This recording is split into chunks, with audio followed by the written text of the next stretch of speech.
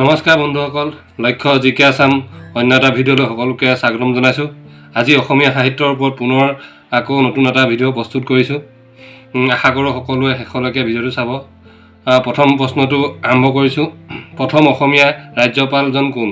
প্ৰথম অসমীয়া ৰাজ্যপালজন হৈছে বিষ্ণুৰাম মেধি। দ্বিতীয় প্ৰশ্নটোলৈ আগবাঢ়িছোঁ। প্ৰথম অসমীয়া স্বৰ্ণকমল বঁটাপ্ৰাপ্ত ছবিখনৰ নাম কি?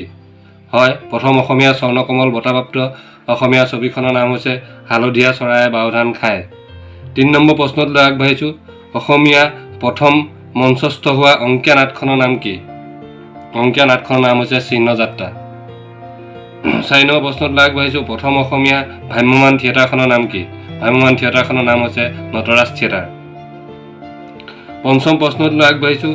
প্ৰথম অসমত প্ৰতিষ্ঠা লাভ কৰা মহাবিদ্যালয়খনৰ নাম কি? কটন মহাবিদ্যালয়, 1901 চন প্ৰথম অসমত প্ৰতিষ্ঠা লাভ কৰা মহাবিদ্যালয়। অসমৰ প্ৰথম মহিলা মুখ্যমন্ত্ৰীগৰাকীৰ নাম কি? হয়, অসমৰ প্ৰথম মহিলা মুখ্যমন্ত্ৰীগৰাকীৰ নাম হৈছে ছৈয়দ আনোৱাৰ তাইমুৰ। ৭ নম্বৰ প্ৰশ্নটোলৈ আগবাঢ়িছোঁ। প্ৰথম অসমীয়া বাতৰি কাকতখনৰ নাম কি? প্ৰথম অসমীয়া বাতৰি কাকতখনৰ নাম দৈনিক বাতৰি কাকত। অষ্টম প্ৰশ্নটোলৈ আগবাঢ়িছোঁ। শংকৰদেৱ বঁটাপ্ৰাপ্ত প্ৰথমজন অসমীয়াৰ নাম কি? শংকৰদেৱ বঁটাপ্ৰাপ্ত প্ৰথমজন অসমীয়া হৈছে কীৰ্তিনাথ হাজৰিকা। কীৰ্তিনাথ হাজৰিকাই শংকৰদেৱ বঁটা প্ৰথম লাভ কৰিছিল। নৱম প্ৰশ্নটোলৈ আগবাঢ়িছোঁ। ভাৰত ৰত্ন বঁটা পোৱা প্ৰথম অসমীয়া ব্যক্তিজনৰ নাম কি?